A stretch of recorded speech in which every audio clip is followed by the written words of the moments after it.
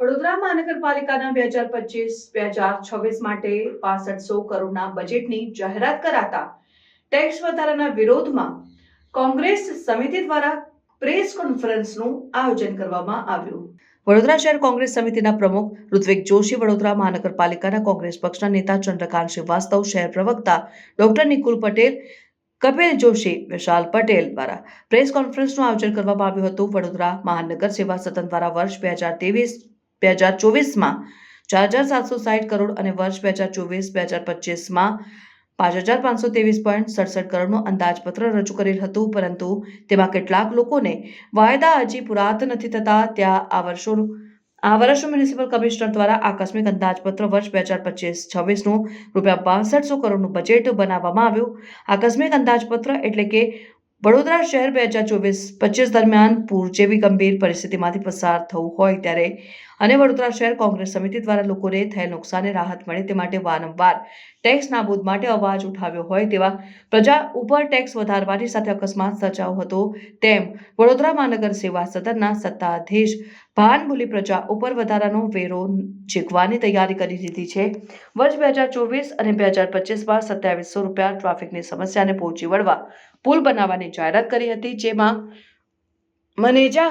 મરેઠા ગોત્રી તળાવ, મણિક park, airport circle, રાજમહેલ રોડથી કોઠી નવાયાર્ડથી ગોરવા કેનાલને સમાંતર નાગરિક સુરક્ષા માટે બજેટ, જેમાં સ્ટ્રીટ લાઇટ, કેમેરા, વિવિધ તળાવો, પરંતુ વડોદરા શહેરના મહત્તમ તળાવ સાફ નથી। દુર્ગંધ ખાસ કરીને કાશી વિશ્વનાથ તળાવ, જ્યાં કોંગ્રેસ કોર્પોરેટર શ્રી બાળુભાઈ સુરવે દ્વારા ઘણીવાર રજૂઆત કરવામાં આવી છે, તેમ છતાં કોઈ નક્કર કામગીરી નહીં। નગર પ્રાથમિક શિક્ષણ સમિતિનું 2233 કરોડનું બજેટ હોવા છતાં શાળામાં પૂરતા શિક્ષણ, નબળા ઓરડાઓ, પ્રાથમિક સુવિધાના અભાવ જેવી પરિસ્થિતિ જોવા મળેલ છે। સેવાસી ઉંડેરા, ભાયલી, ભીલ, કરોડિયા ગામોમાં કોમ્યુનિટી હોલ બનાવવાની જાહેરાત, આમ છતાં જાહેરાત કરવામાં કોઈ કસર નથી, પરંતુ વાસ્તવિકતામાં ઘણા અંતર હોય પ્રજાને હેરાનગતિ થઈ રહી છે। આ બધા મુદ્દાઓને લઈને કોંગ્રેસ સમિતિ દ્વારા ચર્ચા કરવામાં આવી હતી। ભૂવાઓ શહેરની અંદર ચારે બાજુ પડતા હોય અને ભૂવાના નિરાકરણ માટે કોર્પોરેશન 1.5-2 કરોડ રૂપિયા ખર્ચો કરે। તમે એક જગ્યા એવી બતાડો મને કે જ્યાં એ લોકોએ બજેટનો સદુપયોગ કર્યો હોય અને સાચી દિશામાં કોર્પોરેશન જે કોંગ્રેસના શાસનમાં ₹180ના 2 ટાઈમ પાણી આવતું હતું, એની જગ્યા પર 1200 ને 1600 રૂપિયામાં 1 ટાઈમ પાણી, ઓછા પ્રેશરથી પાણી, ગંદુ પાણી આવે છે। એ રીતે ડ્રેનેજો ઉભરાય છે, સુએજ પમ્પિંગો બરાબર ચાલતા નથી, દરેક વસ્તુ પ્રાઇવેટ આપી દીધી જ્યારે કોંગ્રેસના શાસનમાં પરમનન્ટ નોકરીઓ હતી। શિક્ષણ સમિતિની વાત કરીએ તો 7 કરોડ રૂપિયામાં બજેટ ચાલતું હતું, એની જગ્યા પર 174 કરોડ રૂપિયા અત્યારે ખર્ચા છે અને બાળકો ઓછા થઈ ગયા। કોંગ્રેસના શાસનમાં 1,24,000 કે 42,000 બાળકો હતા, આજે જુઓ તો 35,000, 40,000 બાળકો છે અને ખર્ચો 174 કરોડ છે। તો બજેટ વધારવાથી અને બજેટ મૂકવાથી વડોદરા શહેરની સુવિધા તમે કરી શક્યા છો। પહેલી વાત તો એ કે તમે બજેટના 10 વર્ષના આંકડા જોજો, રેવન્યુની આવક બતાવશે તો બોલે 100 કરોડ અને આવશે 60 કરોડ, જમીનો વેચી બોલે 200 કરોડની જમીન વેચવાની છે અને વેચાશે 20 કરોડની। દરેક આંકડાની અંદર તમે જુઓ મોટો ડિફરન્સ આવતો હોય તો બજેટ બને કઈ રીતે? પહેલાં તો બજેટની અંદર તમારે સરવૈયું હોવો જોઈએ, જમા પાસો અને ઉધાર પાસો સરખો થઈ જવો જોઈએ તો બંને બજેટ કહેવાય। અહીંયા તો કોઈ આંકડા જ નથી મળતા, ખાલી હવામાં વાતો, આ કરી દઈશું, પેલું કરી દઈશું।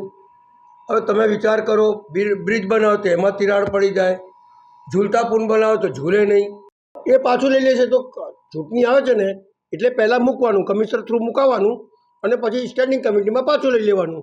એટલે લોકોને એવું કે જુઓ કમિશનર તો બજેટમાં 100% વેરો લાવ્યા હતા, અમે કાઢી મૂક્યો। એ નક્કી જ છે કે પહેલાંથી કાઢી મૂકવાનું। આમાંથી અમુક વેરા જે મૂક્યા છે એ તો જેવું કે ભાઈ લાગત મૂકી છે, બધી લાગતમાં હમણાં વધારો કર્યો છે, એ બધી પાછી જ ખેંચવાના છે। લોકોને એવું લાગે કે સ્ટેન્ડિંગ કમિટીમાં બેઠા લોકો મજબૂત છે, પણ તમારી સરકાર છે, કમિશનર લાવે કઈ રીતે? પહેલી વાત તો કમિશનર લાવે કઈ રીતે? જે છે એમાં તમે ઓછું કરી શકવાના છો, પહેલાં એ બતાવો। એમાંથી એક બી વસ્તુ ઓછી નહીં કરી શકવાના એ લોકો, ખાલી જે કમિશનર પાસેથી વધારાઓ મુકાવે અને એ પાછું ખેંચી લે. એટલે બજેટમાં અમે બહુ મહેનત કરી છે, બજેટમાં અમને આ કર્યું છે, પણ ખરેખર બજેટમાં જે છે એના કરતાં ઓછો ટેક્સ નાખો, ઓછું કરો.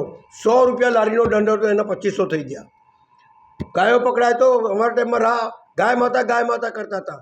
અત્યારે 4,000 દંડ છે અને ઉપરથી કેસ કરવામાં આવે છે. તમે વિચાર કરો, આ શિક્ષણ સમિતિના લોકો બચારા હક માંગતા હોય અને એમને હક ના મળે. સફાઈ સેવકોનો પોતાનો હક ના મળે, કોન્ટ્રાક્ટ પદ્ધતિ સફાઈ સેવકો રાખે. આ તમામ બાબતો નગરજનોને બી સ્પર્શ કરે છે અને આ શહેરના નગરજનો તો સ્પર્શ કરે છે, પણ શહેરને પણ સ્પર્શ કરતી હોય ત્યારે સાચું સચોટ બજેટ બનાવો અને જેટલું બનાવો એ કરી બતાડો, ત્યારે બજેટની સાચી દિશા ખબર પડશે.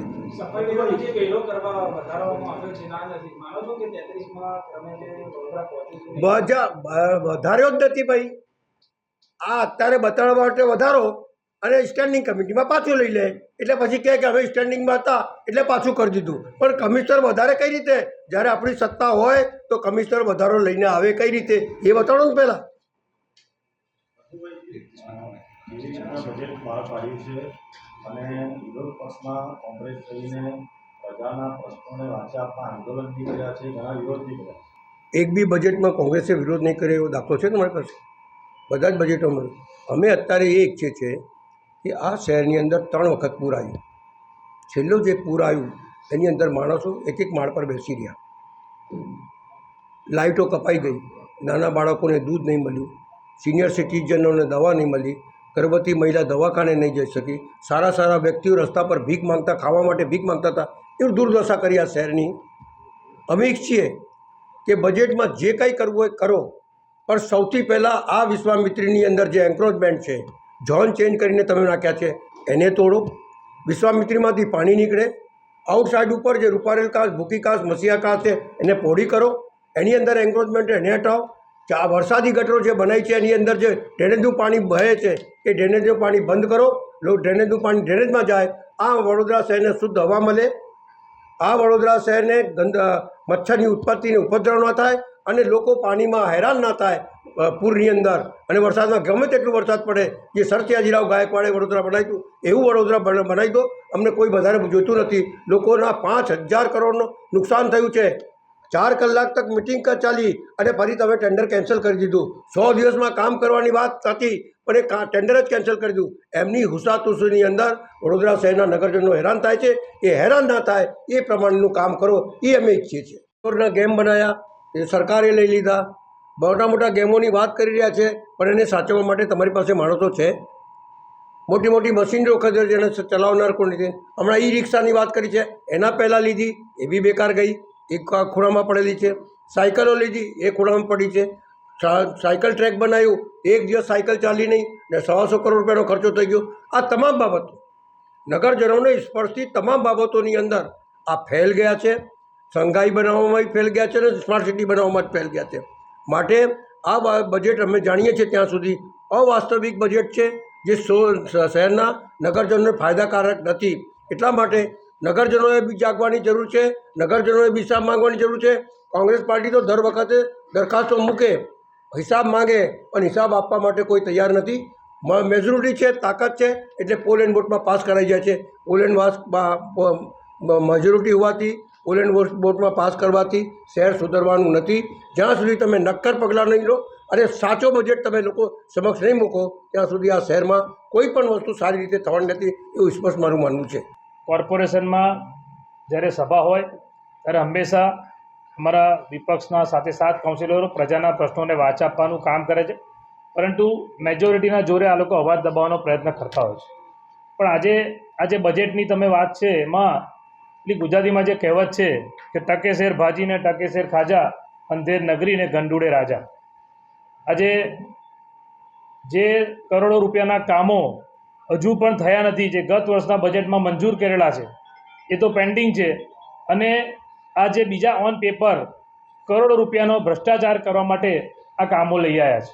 હું તમને ઉદાહરણ આપું કે રિંગ રોડ, તો જે 2018-19માં વુડામાં 75 મીટરનો રિંગ રોડનું આયોજન થયું હતું, જ્યારે કમિશનર કોણ હતું? પૂર્વ મ્યુનિસિપલ કમિશનર અજય ભાદુ અને શાલિની અગ્રવાલના ટાઈમમાં 75 મીટરના રિંગ રોડ માટેના પ્રેઝન્ટેશન થયા હતા અને એ રિંગ રોડનો સમાવેશ ફરી આ બજેટમાં કરવામાં આવ્યો છે. બ્રિજ, વડોદરા શહેરમાં બ્રિજ, આપણે બ્રિજનું કામ બ્રિજ બનાવે છે. કોર્પોરેશન દ્વારા બ્રિજનું જ્યારે આયોજન કરવામાં આવે ત્યારે મોટી મોટી વાતો કરવામાં આવે કે ટ્રાફિકનું ભારણ ઘટે, ટ્રાફિક ના નડે, એના માટે બ્રિજ બનાવીએ છીએ. તમે જોઈ લો વડોદરા શહેરમાં કયા બ્રિજ પર અત્યારે આટલા બ્રિજ બન્યા પછી કઈ જગ્યાએ ટ્રાફિકનું ભારણ ઓછું થયું છે. એમાં પણ બ્રિજની અંદર જે ગત વખત બજેટમાં પ્રગતિ હેઠળના કામોમાં વૃંદાવન 4 રસ્તા, સરદાર એસ્ટેટ, સમા તળાવ, ખોડિયાનગર જંકશન, આ જે બ્રિજનું આયોજન કરાયું હતું તે હજુ કાગળ પર છે. અને હજુ તો તમે જે જગ્યાએ વાસના ભાયલી રોડ હોય, સન ફાર્મા રોડ હોય, જ્યાં પ્રજા બ્રિજનો વિરોધ કરે છે ત્યાં જબરદસ્તી બ્રિજ બનાવી રહ્યા છે. એટલે આ લોકોએ જે બજેટ બનાવ્યું છે એમાં જો ભલે એ લોકો કહેતા હોય કે અમે પ્રજાને અમુક લોકોને પૂછ્યું છે, પણ તમે વિચાર કરો કે 25 લાખની વસ્તી વડોદરા શહેરની, અને આ વડોદરા શહેરના નગરજનોને જો ખરેખર સાચો અભિપ્રાય પૂછવામાં આવે ને તો વડોદરાના નગરજનોની માંગણી એવી છે કે વેરો માફ કરો. કારણ કે ભારતીય જનતા પાર્ટીના અને આ કોર્પોરેશનના અનગઢ વહીવટના કારણે, ભ્રષ્ટ શાસનના કારણે આ વડોદરાની પ્રજાએ 3 વખત પૂર જોયા, 1 વખત, 2 વખત, 3 વખત, અને આ પૂરમાં લોકોને આર્થિક નુકસાન થયું. આપ સૌ સાક્ષી છો કે કોંગ્રેસ પાર્ટીએ માંગણી કરી હતી કે વેરો માફ કરો. વેરો માફ કરવાની વાત તો દૂર, ઉપરથી વધારો. અચ્છા, વધારો કર્યા પછી આ લોકો સ્ટેન્ડિંગ કમિટીના સભ્યો પોતે શાબાશી લેવા માટે અને પોતે વાવા લેવા માટે કેવું કહે છે કે ભાઈ અમે આ વધારો મંજૂર નથી કરતા. તો તમે શાસનમાં છો, મેયર ભાજપના છે, સ્ટેન્ડિંગ ચેરમેન ભાજપના છે. જો આ લોકોની ઈચ્છા શક્તિ હોય તો આ વડોદરા શહેરના પ્રજાના જે પરસેવાના રૂપિયાનો વેરો છે એ માફ થઈ શકે, પરંતુ આ લોકોની ઈચ્છા શક્તિ નથી. કારણ કે આ લોકોના મળતિયાઓ દ્વારા આ વડોદરા શહેરમાં જે ભ્રષ્ટાચારની, જે તમે વિચાર કરો, ભ્રષ્ટાચારની તમામ સીમા આ લોકોએ વટાડી દીધી છે. આજે વડોદરા શહેરમાં ઠેર ઠેર બધે ખાડા કરી નાખ્યા છે, રોડ રસ્તાના કામ ચાલે છે, બ્રિજના રોડ કાર્પેટિંગના કામ ચાલે છે. બધું આ દેખાવ પૂરતું છે, પરંતુ જ્યારે એક જ વરસાદ પડે આ બધું ધોવાઈ જાય છે. વરસાદી કાંસ, ડ્રેનેજ, વડોદરાના નગરજનો જે વેરો ભરે છે શું માંગે છે? પાયાની સુવિધા, રોડ, રસ્તા, ગટર, પાણી. જે આ વખતે 6200 કરોડનું બજેટ લાયા તો ગયા વર્ષના કામો તો પૂરા કર્યા નથી, અને આ વખત તમે ઉપરથી બીજા એમાં વધારો કર્યો. વાત એવી છે કે પેલી કહેવત બીજી પણ છે કે ચોરને કે ચોરી કર અને પોલીસને કે દંડો માર. એટલે આ રીતે જે આ આખી કોર્પોરેશનમાં જે ભ્રષ્ટ તંત્ર, હું તો ભ્રષ્ટ એટલા માટે કહું છું કારણ કે અગાઉ પણ મેં કીધું છે કે કોર્પોરેશનમાં સ્ટેન્ડિંગ કમિટીની મિટિંગ હોય એમાં શું થાય છે? મિટિંગ, ઇટિંગ અને ચીટિંગ. મિટિંગ, ચાલુ મિટિંગમાં ગઈકાલે 5 સ્ટાર રેસ્ટોરન્ટમાં ઇટિંગ કરવા ગયા. આપણે સૌએ જોયું, મીડિયાએ બતાવ્યું પણ ખરું. પ્રજાના પૈસા તાગરદીનના, કોના પૈસાની દિવાળી થઈ રહી છે ભાઈ? આ પ્રજાના પૈસાની. આજે વડોદરા શહેરના મેયર, સ્ટેન્ડિંગના ચેરમેન, એમને શરમ જ નથી. કારણ કે તમે આ વડોદરામાં PPP model, public private partnership model જેટલા પણ વડોદરામાં બન્યા, જેમાં ભ્રષ્ટાચાર થયા છે, મળતિયાઓને કોન્ટ્રાક્ટ અપાયા, એ બધા ફેલ ગયા છે. હરની બોટકાંડની હરની મોત કાંડ એનું જીવતું જાગતું ઉદાહરણ કે કેવી રીતે આ લોકોના પ્રોજેક્ટો ફેલ થાય છે.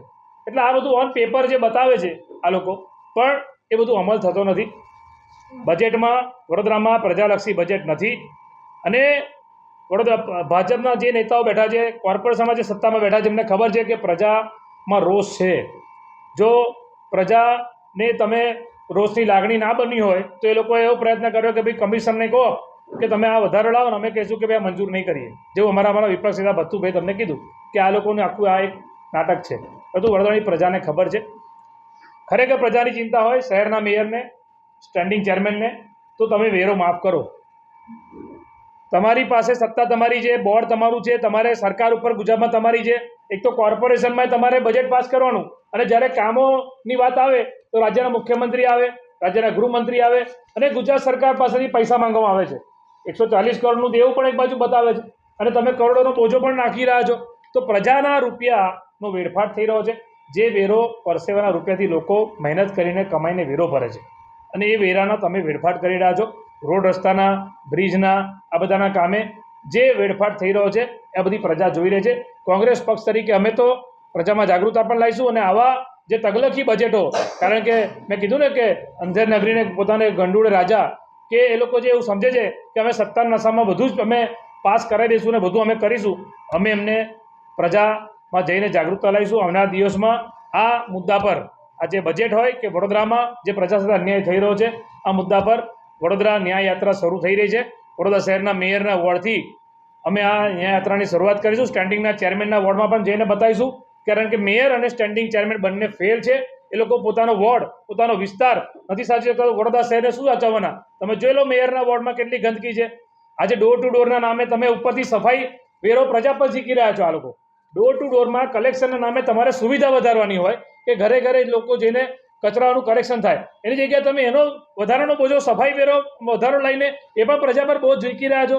એટલે આ બધા તગલખી નિર્ણયો છે અને આ તમામ તગલખી નિર્ણયોને અમે સખત શબ્દોમાં વખોડીએ છીએ.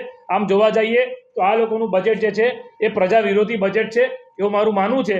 અને આ બાબતે કોંગ્રેસ પાર્ટી ચૂપ નહીં રહે. આ બાબતે અમે પ્રજામાં જઈને જાગૃતતા પણ લાવીશું અને આ જે સત્તામાં બેઠા છે એમને અમે એક્સપોઝ પણ કરીશું.